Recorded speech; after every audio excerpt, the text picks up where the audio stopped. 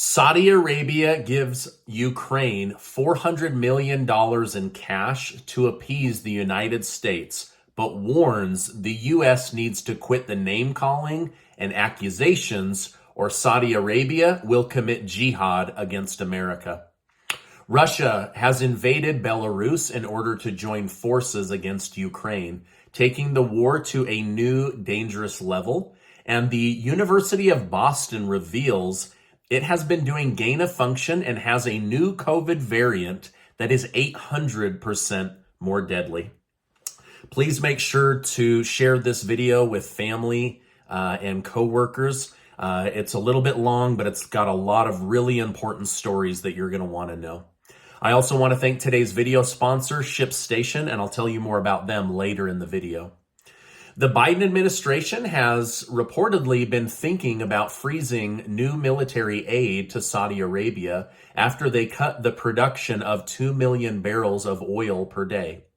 Immediately after the production cut, criticism flowed in attacking Saudi Arabia and accusing them of conspiring with Putin and Russia to hurt the United States.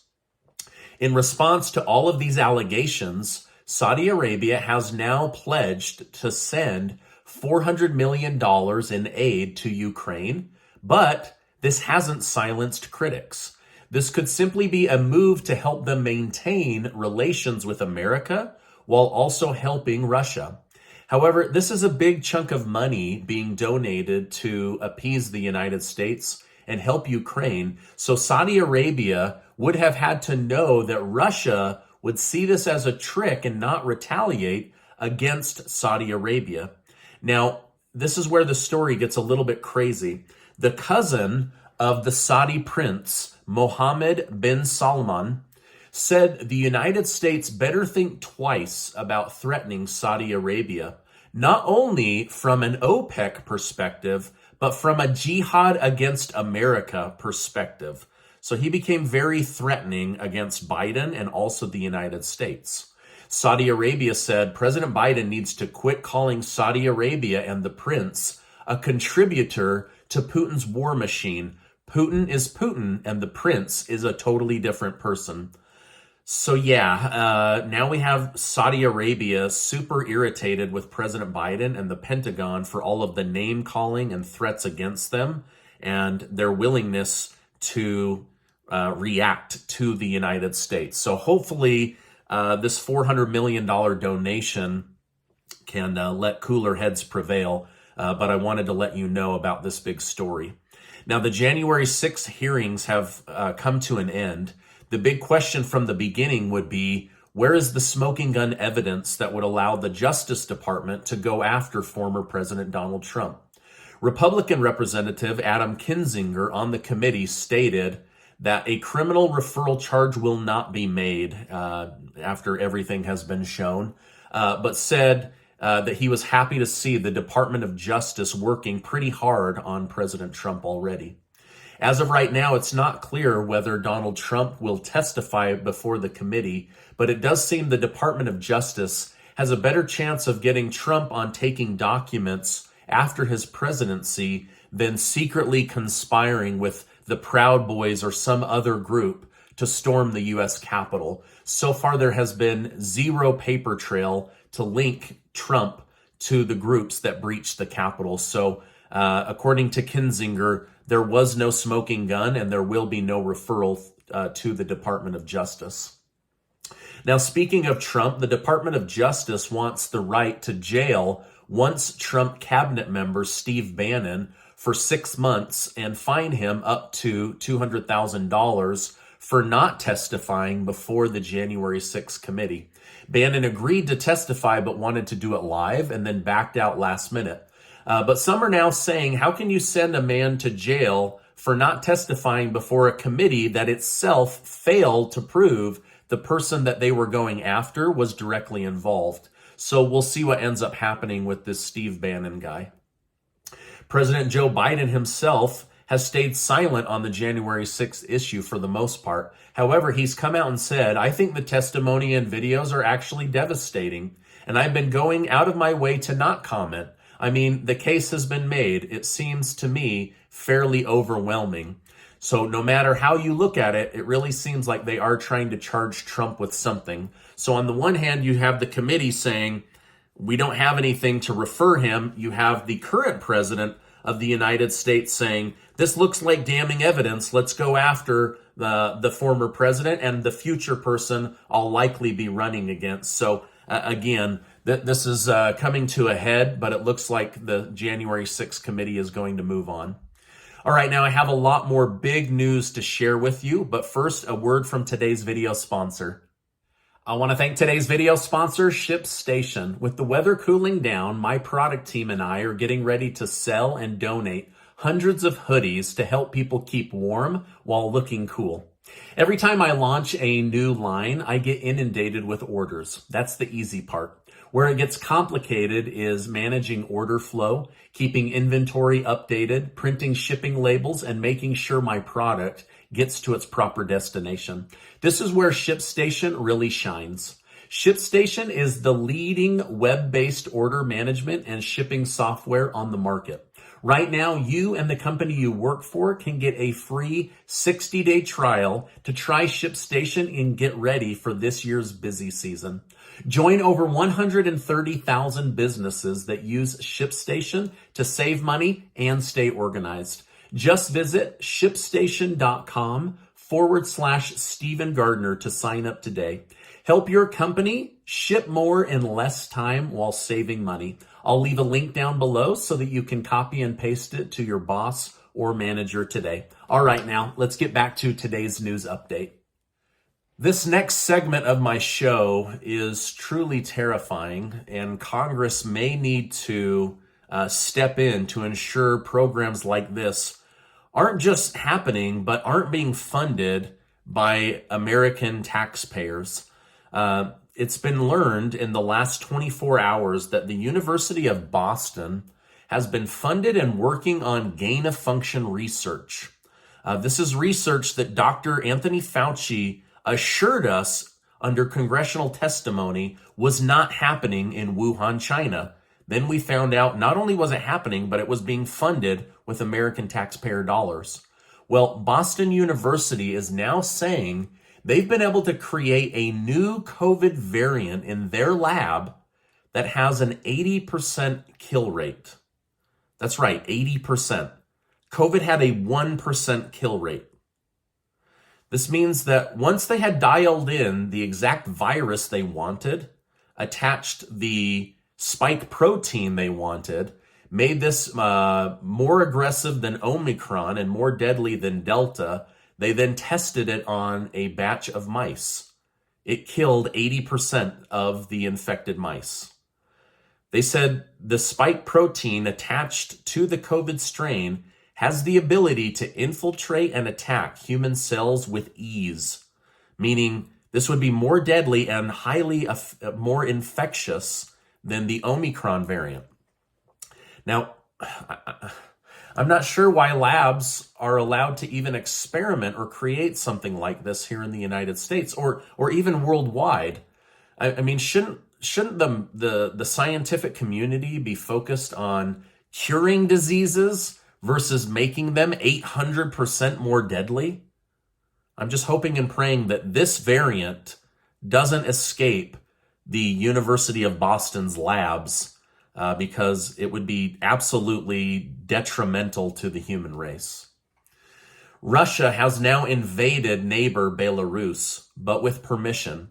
President Lukashenko of Belarus says the threats of attack of Ukraine are so real, he's asked Vladimir Putin of Russia to deploy troops and weapons into Belarus, right on the Belarus-Ukraine border.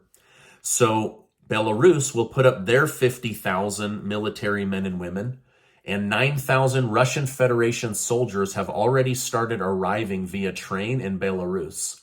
Military equipment is on its way. It'll be tanks, planes, missiles, rockets, bombs, ammunition, guns, everything you can think of. So this means that the Ukraine-Russia war has moved into a new, more deadly phase. Meanwhile, NATO will be training with nuclear weapon drop war games over Belgium and other EU nations. So they're telling Putin, don't you dare use nuclear weapons. In the meantime, they are doing military exercises specifically with nuclear weapon drop war games.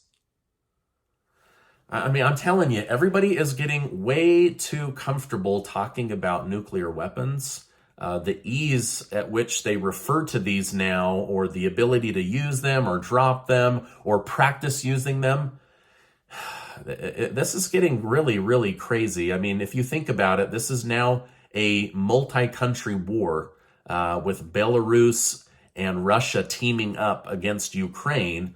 Belarus says that they won't act unless acted upon, but they have on good faith that Ukraine was planning to attack Belarus, and they've asked Putin to intervene. So this moved from scary to terrifying very, very quickly. Meanwhile, crowds of Europeans are protesting the war, saying to their government leaders, you will kill us in an attempt to block and kill Putin while defending Ukraine. So they're saying, why aren't you thinking about European citizens? We're going to starve to death, freeze to death. We're being pulled into war, and you're not even considering us. So they are now protesting en masse. And just this morning, Russia used kamikaze drones to crash into buildings in Kyiv and take out key infrastructure in Ukraine's capital. Iran cheered and said that they plan to continue to support Russia in their war against Ukraine. So that probably means more weapons, more missiles, more unmanned drones, ammunition, whatever you can imagine. That's probably now being sent from Iran over to Russia. Social media platforms have been largely led by people on the left for a long time. However, people like Elon Musk and Donald Trump have been paving the way for a conservative voice platform. These two giants seem to have inspired rapper Kanye West, who has just announced that he will be buying conservative platform Parler. While Parler was already conservative in nature, it lacked the relevancy needed to thrive. Kanye West will undoubtedly bring this relevancy and breathe new life into this social media platform. This move came after Kanye West was banned from other platforms based on controversial comments that he's made. I'm not personally on Parler, but let me know in the comments. Are you on the Parler platform? Speaking of Elon Musk, he has played a big part in helping Ukraine, as his SpaceX satellites have provided the Ukrainian people with internet access. But due to the expensive nature of the project, he announced plans to stop providing that and asked the federal government to foot the bill versus him as a private citizen. Despite his logic, the internet still lashed out against him, saying, "Why do you value your money more than human life?" And the Pentagon's top person basically told him to F off.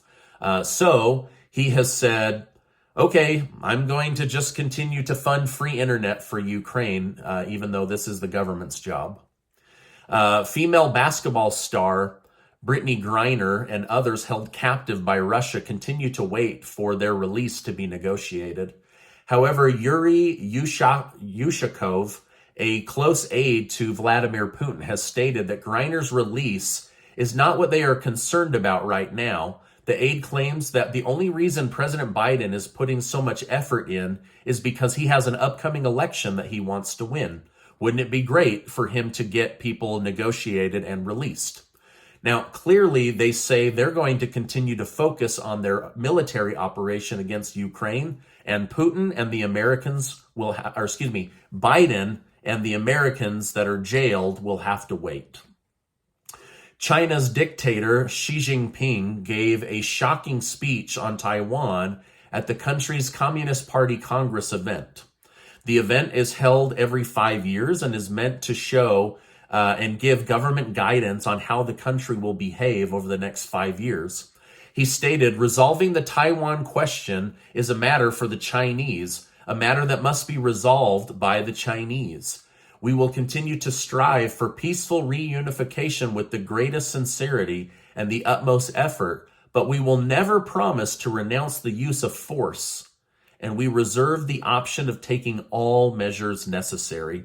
So basically, he warned the world to stay out of the conflict between Taiwan and China and said that he will try to go about it peacefully, but he will not commit to not invading and using force to make them part of China once again. Xi Jinping was recently voted back in as the leader of the Chinese Communist Party. He seems almost as focused on reunifying China and Taiwan with Putin is with reunifying Russia with other satellite USSR states. In many ways, Xi Jinping has improved China and life for the Chinese people. However, he also said he will continue to hold a zero COVID tolerance policy. This means that he is willing to sacrifice China's global strength as well as their supply chain in order to have zero COVID among the Chinese people.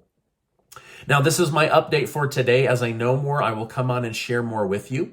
Make sure to get your name entered to be one of the winners of the $8,000 in cash and prizes that Casey and I are giving away thanks to generous video sponsors. 40 of you will win, and we're so excited to be able to give away that money and those incredible Freedom Lover hoodies. I'll make sure to leave a link in the video description down below.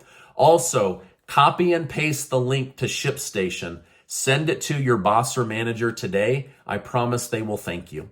Now, before you go, I want to remind you that you are amazing. I really, really believe that, and I appreciate you being in my community. Make sure to check out this video and be subscribed to the channel, and I will see you on the next video.